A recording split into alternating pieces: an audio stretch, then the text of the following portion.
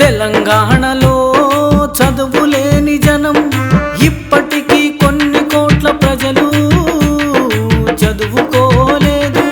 పట్నం అంటే హైదరాబాదు వస్తే ఆట కలిసిపోతామని భయంతో రానే రాదు. దీనికి కారణం అప్పటి నిజాం రాజు తరువాత ఇప్పటి కాంగ్రెస్ పాలన.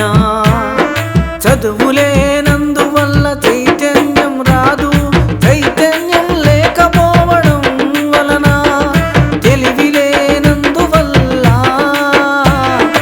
అమాయక ప్రజలు అయోమయానికి గురై మూఢనమ్మకాలకు బలై కుళ్ళిన కుల వ్యవస్థ వల్ల అర్థం కాని మత వ్యవస్థ వల్ల పని లేనందున పైసలు రానందున వ్యసనాలకు బానిసై ఇప్పకళ్ళు తాటికళ్ళు ఈతకళ్ళు కుటుంబ గుల్ఫారం గంజాయి డ్రగ్స్ ఆరోగ్యం సర్వనాశనం అర్థాంతరంగా చనిపోతున్నారు.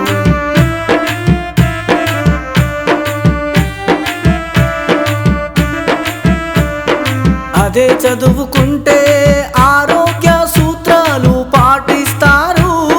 బుద్ధి లేని రాజకీయ పార్టీల వల్ల గాడిది కొడుకులు పరిపాలించే పాలన వల్ల భవిష్యత్తు లేక పైసలు లేక పని లేక పెళ్ళిళ్ళు కాక విదేశాలకు వెళుతున్నారు.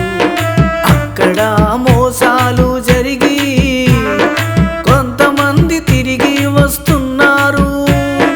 పాటపాటి మచ్చల్ల వెంకట్రెడ్డి తెలంగాణ రాష్ట్ర కమాండర్ ఏమంటారంటే రెండు కళ్ళలాగా ఒక కన్ను పని పాట పైసా, రెండో కన్ను విద్య చైతన్యం మార్పు.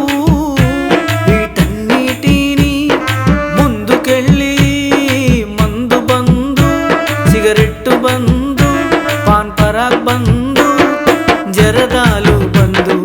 జరదాల వల్ల క్యాన్సర్ వచ్చి ఎంతో మంది చచ్చిపోతున్నారు.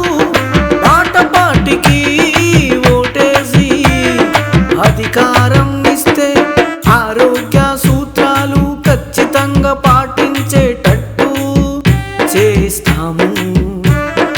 అప్పుడు హాస్పిటల్స్ అవసరం లేదు.